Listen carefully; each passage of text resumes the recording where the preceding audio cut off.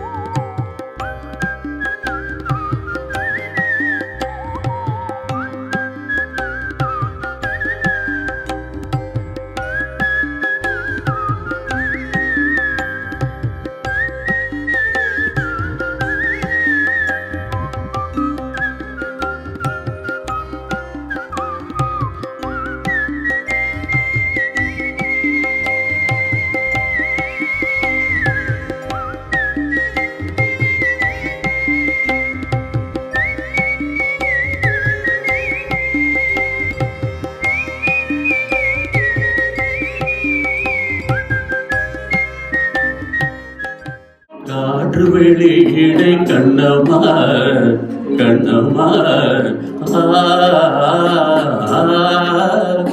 காற்று வெளியிடை கண்ணம்மா நின்ற காதலை எண்ணி கழிக்கின்றேன். காற்று வெளியிடை கண்ணம்மா நின்ற காதலை எண்ணி கழிக்கின்றேன்.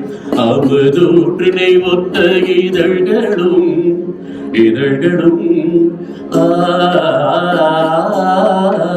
அமுதூற்றினை ஒத்த இதழ்களும் நிலபூரி ததும்பும் நெடிகளும். அமுதூற்றினை ஒத்த இதழ்களும் நிலபூரி ததும்பும் நெடிகளும். 10 மாற்று பொண்ணுத்த நின்மேனியும்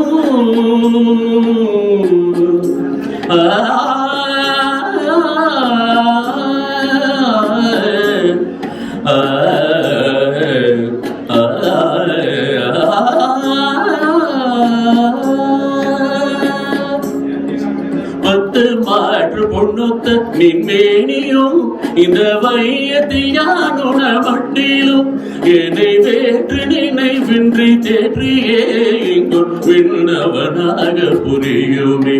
என்னை வேற்று நினைவின்றி தேற்றியே இங்கும் விண்ணவனாக புரியுமே. இந்த காற்று வெளியிடை கண்ணம்மா இந்த காதலை எண்ணி கழிக்கின்றேன்.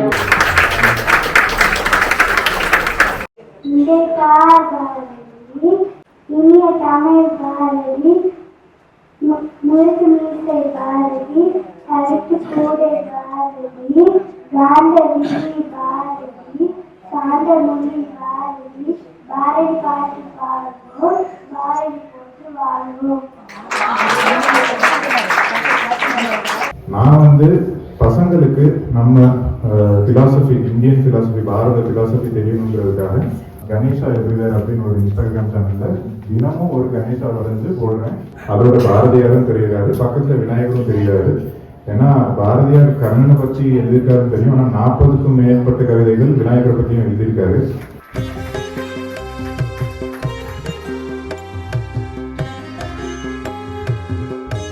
பாரதி செல்லம்மா கூறிய உறவுகளை நம்ம 2 பகுதியா பிரிச்சுக்கலாம்.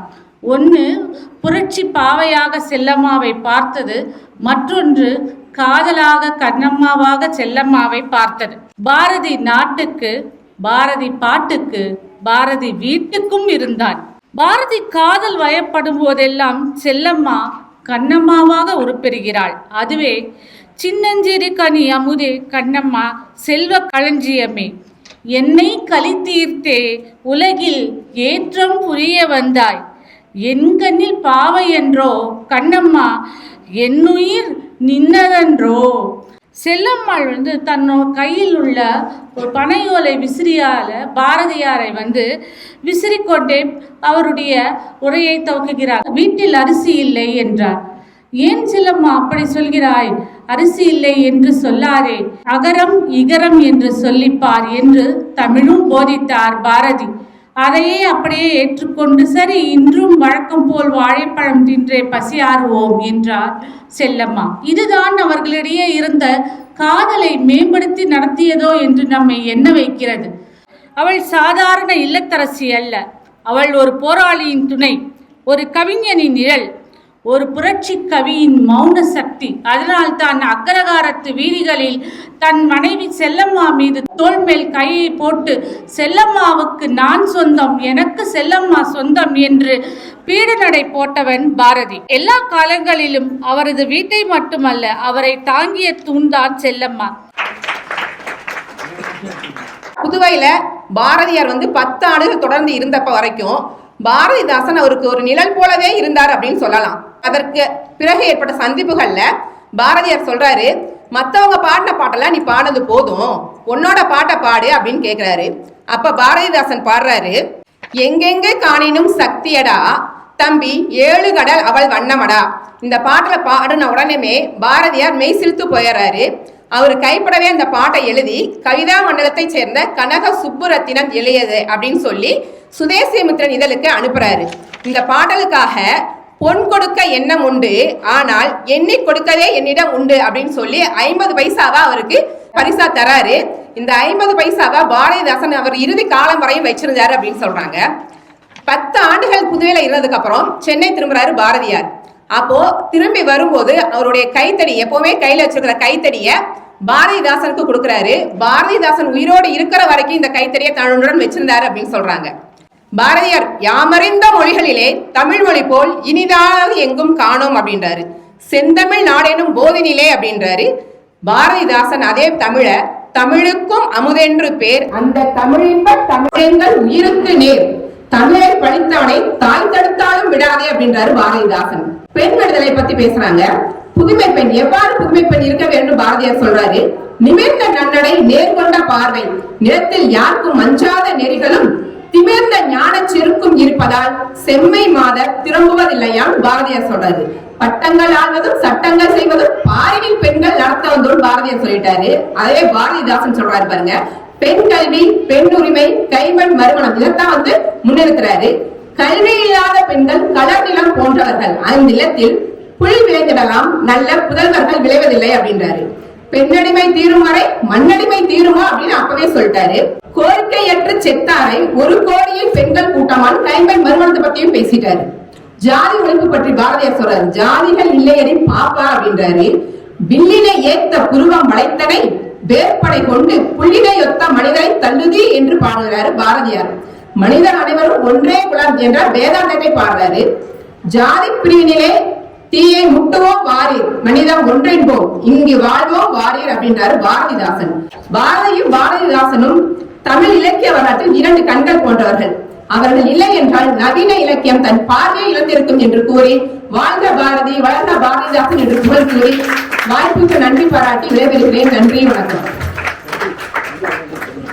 காங்கிரஸில் நடந்த அந்த ஒரு மாநாட்டில் சிஸ்டர் நிவேதிதாவை பாரதியார் சந்தித்தார். அப்ப அவங்க நிவேதிதா கேட்டாங்களா ஒரு கேள்வி, உங்களுடைய துணைவியார் எங்க அப்படின்னு சொல்லிட்டு. அப்ப அவங்க பாரதியார் சொன்னாங்களா, எங்கள் இதுல நாங்க பெண்கள் எல்லாம் அழைச்சிட்டு வர மாட்டோம், அதுவும் இல்லாம பெண்களுக்கு அரசியல் என்ன தெரியும் அப்படின்னு சொல்லிட்டு பாரதியார் கேட்டிருக்கிறாங்க. தன் மனைவியே சமமாக மதிக்காத ஒருவனுக்கு நாட்டிற்கு சுதந்திரம் கேட்கும் தகுதி எங்கே இருக்கிறது என்று சாடினார். இந்த வார்த்தைகள் பாரதியின் ஆண் ஆதிக்க அகந்தையை சுக்குநூறாக உடைத்தன. தன் தவறை உணர்ந்த பாரதி நிவேதிதாவின் காலில் விழுந்து வணங்கினார் அப்படின்னு சொல்லியிருக்கிறாங்க. இந்த சந்திப்புக்கு பிறகுதான் பாரதி ஒரு புதிய மனிதனாக உருவெடுத்தார். நிவேதிதா பாரதியிடம் இந்தியாவை வெறும் நிலமாக பார்க்காதே, அவளை ஒரு மகா சக்தியாக பார் என்று கூறினார். இதனால் தான் பாரதிக்கு தேசப்பற்று என்பது ஒரு வழிபாடாக மாறியது. அவங்களுடைய சந்திப்புல பாத்தீங்கன்னா நிவேதிதா அவங்க இமயமலையில இருந்து எடுத்துட்டு வந்த ஒரு பழுத்த இலையை வந்து கொடுத்தாங்களாம். அந்த இலையை பாரதியார் தன்னுடைய வாழ்நாள் முழுவதும் வச்சிருந்தார் அப்படின்னு சொல்லியிருக்கிறாங்க. அவர் வந்து பாத்தீங்கன்னா ஒரு ஐரிஷ் பெண்மணி, ஒரு தமிழ் மகனின் கண்களை திறந்து அவரை ஒரு மகாகவி பாரதி ஆக்கினார் என்பது வரலாறு நமக்கு புகட்டும் ஒரு உன்னதமான பாடம்.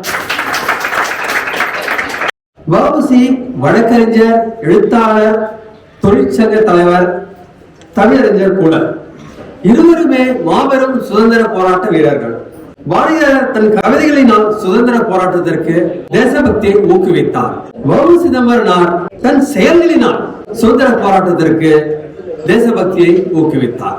வ.உ.சி. நடத்திய கூட்டங்களில் பாரதியார் கலந்து கொண்டு இருவரும் மேடையில் ஒருவரை சிறப்பித்து ஒருமித்த கருத்துக்களுடன் மக்கள் மனதில் தேசபக்தியை ஊட்டினர். இன்று நாம் சுதந்திர காற்றை சுவாசிக்கிறோம். ஆனால் அந்த காற்றில் பாரதியாரின் மூச்சும் வ.உ.சி.யின் வியர்வையும் பல லட்சக்கணக்கான சுதந்திர போராட்ட வீரர்களின் தியாகம் கலந்திருக்கிறது. வண்ண பறவைகளை கண்டு நீ மனதில் மகிழ்ச்சி கொள்ள பாப்பா. அதாவது பல வண்ணமுடைய மனிதர்களை கண்டு நாம் மகிழ்ச்சியை கொள்ள வேண்டும், அங்கே பாகுபாடு கொள்வதற்கில்லை என்கிறார். கொத்தி திரியும் அந்த கோழி, அதை போன்று உள்ள மனிதர்களிடமும் நாம் நட்பு பாராட்டவே வேண்டுகிறார். எட்டி திருடும் அந்த காக்காய், அதற்கு இறக்கப்பட வேண்டும் பாப்பா. அவ்வாறு உள்ளவர்களிடத்தில் நாம் இரக்க குணத்தையே காட்டி நல்வழிப்படுத்த வேண்டும் என்கிறார். பாலை பொழிந்து தரும் பசுவும் வாளை குழைத்து வரும் நாயும் நமக்கு சிறந்த தோழர்களாவர். வண்டி இழுக்கும் குதிரை, வயலில் உழுது வரும் மாடு, ஆடு இவைகளை அன்புடன் ஆதரிக்கவும் கற்றுத் தருகிறார். மகாகவி அவரோட 28வது வயசுல பாரத மாதா திருப்பள்ளி எழுச்சின்ற பிரபந்தத்தை ஆண்டாளோட திருப்பாவை பாடலை போலவே பாடியிருக்காரு.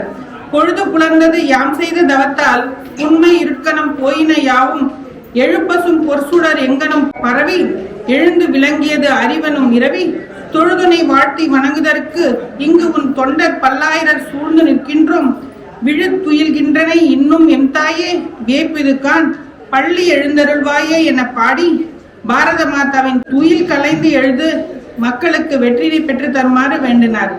வாழிய செந்தமிழ், வாழ்க நற்றமிழர், வாழிய பாரத மணித்திருநாடு.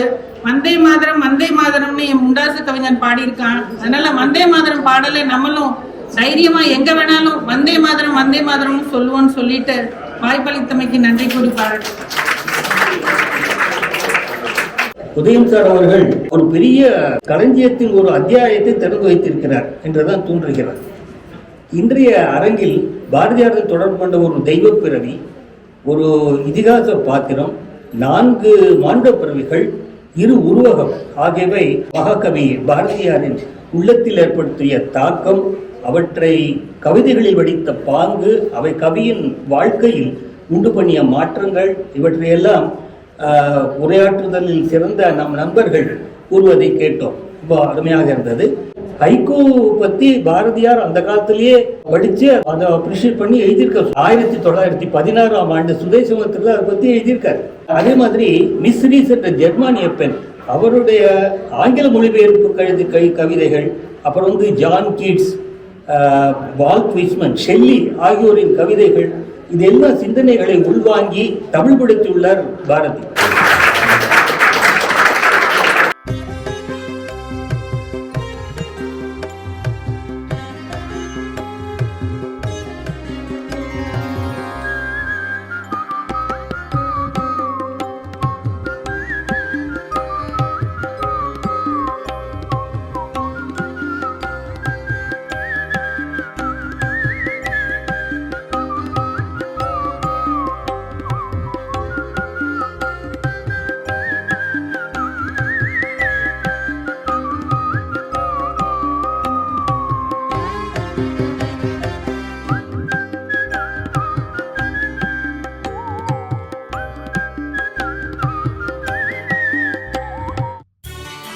பாரதி உலா 2025 பாரத நாடு பாருக்கெல்லாம் திலகம்.